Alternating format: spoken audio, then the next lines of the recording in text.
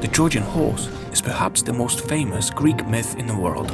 It's so well known that if you call something a Trojan horse, the majority of people from the West will know what you mean. My colleagues have called it a Trojan horse. Trojan horses. Trojan horse. I'm basically a Trojan horse. A deception, an ambush, a ruse. But what if the modern understanding of the Trojan horse is actually way off base? What if it wasn't a horse at all? And we've been reading Homer's words completely wrong this whole time. The idea of Trojan horse might just be a Trojan horse itself.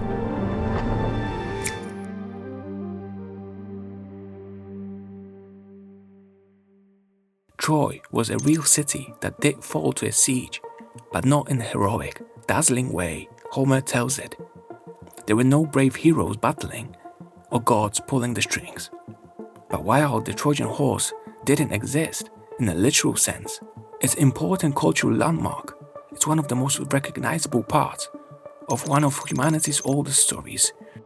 Misunderstanding what it actually was would be a very big deal. Imagine if the author of Superman intended for Superman to be a woman when he first came up with the idea. How much of our understanding of heroism and superheroes in general would be different if the most iconic one in American history was something other than we imagined. If you open up Homer's Iliad with the hope of finding out what happened to the city of Troy, you might be in for a surprise. While we introduced to the famous heroes of Greek myth that shine in the story, like Prince Hector, Achilles, and the kings Priam and Menelaus, the Iliad ends before the fall of Troy. Achilles kills Hector in grief over losing his friend, or, depending on your interpretation, lover, Patroclus. The Iliad ends with Achilles returning Hector's body to the Trojans, and both sides mourning their losses, but the city of Troy still stands, and there's no mention of a great wooden horse to overcome the siege. In fact, you'll be shocked to hear that there's no direct telling of a story where Odysseus fashioned a large wooden horse to trick the Trojans into letting the Greeks through the city gates. Homer only mentioned a Trojan horse at all in the Odyssey, which takes place long after the war is over and Troy has fallen. This is the first problem you encounter when dealing with works so old and fragmented as Homer's works.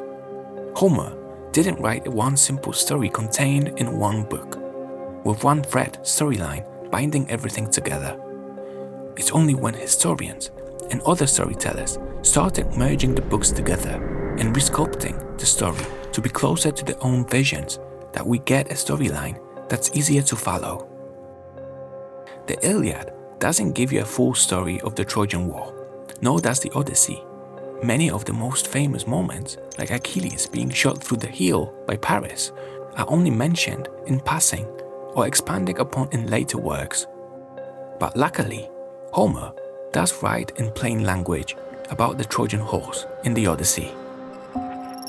King Menelaus in Book 4 says, "What endurance too, and what courage Odysseus displayed within the wooden horse, wherein all the bravest of the Argives were lying in, wait to bring death and destruction upon the Trojans."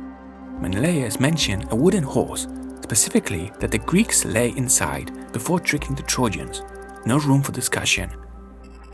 The Roman poet Virgil describes the Trojan horse in much greater detail in his work The Aeneid. The Trojan priest Laocoon descends from the city to look upon the horse and says, "Do you think the enemies sailed away? Or do you think any Greek gifts free of treachery? Is that Ulysses' reputation?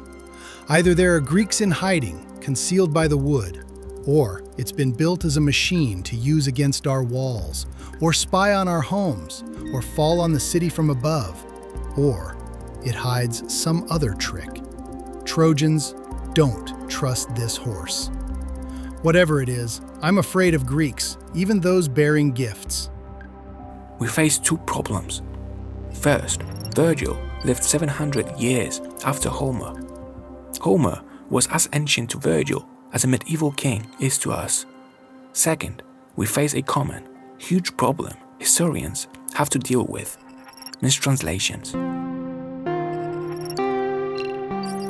Words aren't always what they seem.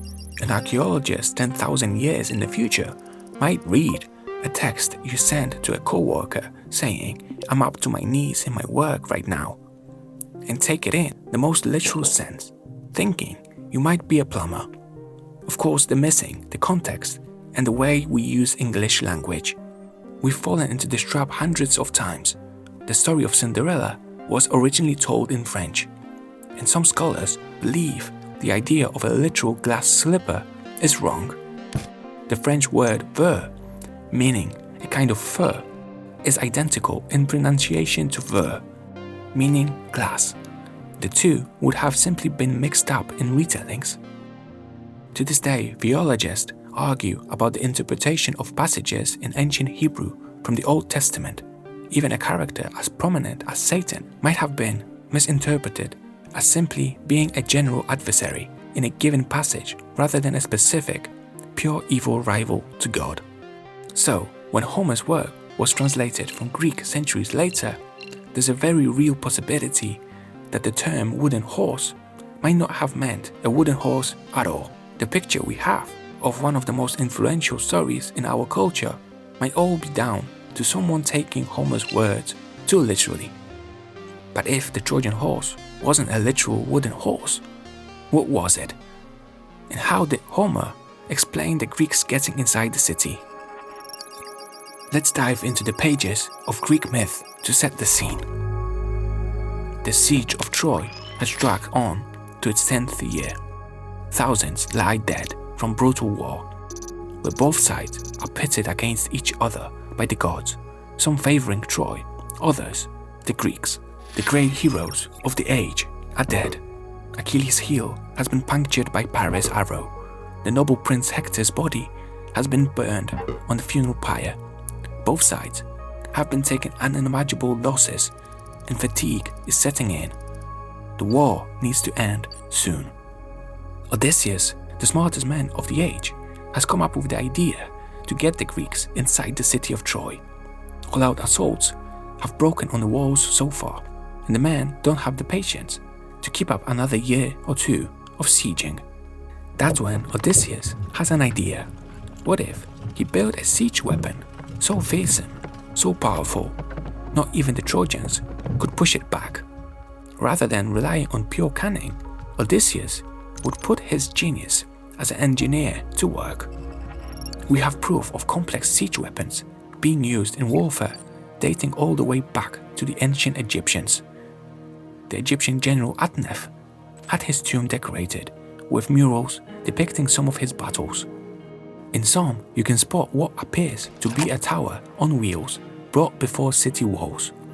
His warriors scale the ladders, then jump onto the ramparts and slaughter the defenders. The technology existed, but it had yet to be used on a larger scale in the Mediterranean. Perhaps Homer intended for the Trojan horse to be net-worthy, in that Odysseus was the very first Greek to design a powerful siege engine. It might have taken the form of straightforward battering ram, a large, thick log suspended on ropes, covered by a wooden roof pushed along on wheels. Rather than ramming the gate with a giant stick themselves, the Greeks could exert 10 times more force by pulling on the ropes to swing the log, allowing it to break down the Trojan gates with ease. Another explanation is that the horse could take the form of a siege tower.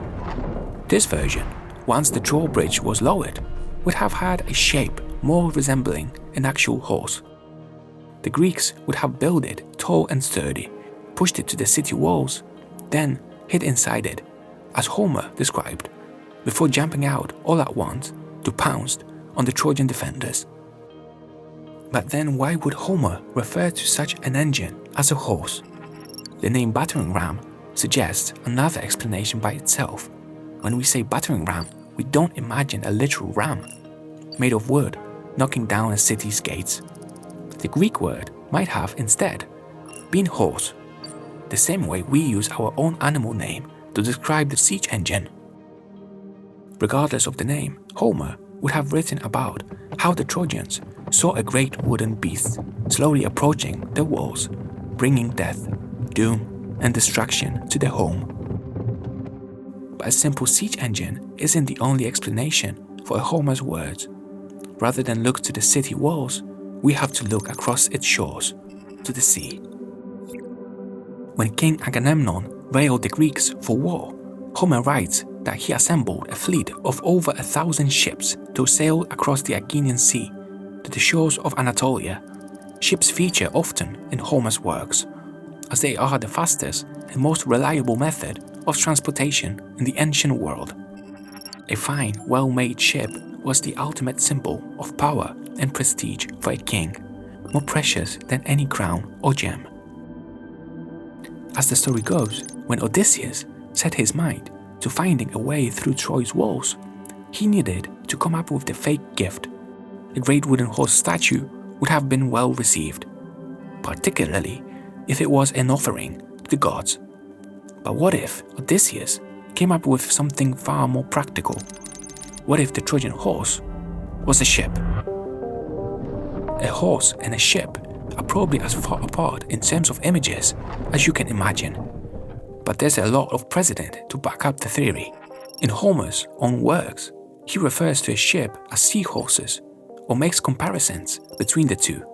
Penelope wonders, "Why did my son leave me?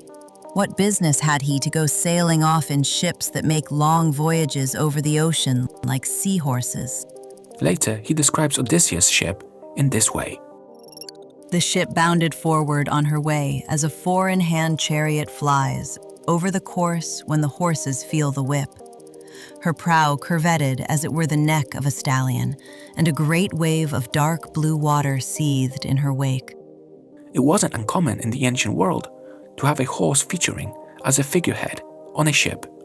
It's possible Homer rode a wooden horse to mean a well-crafted ship with a grand horse figurehead.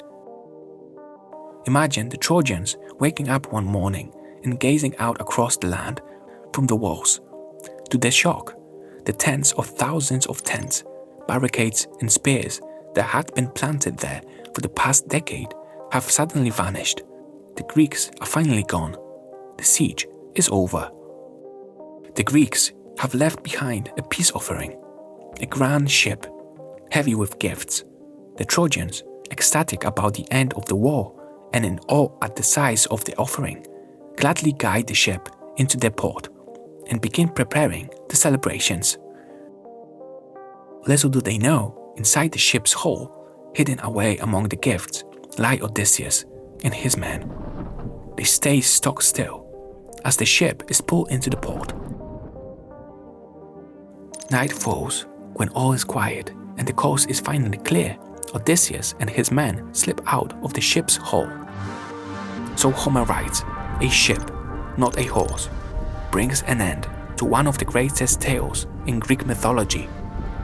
A ship, not a horse, brings an end to the greatest city of the ancient world."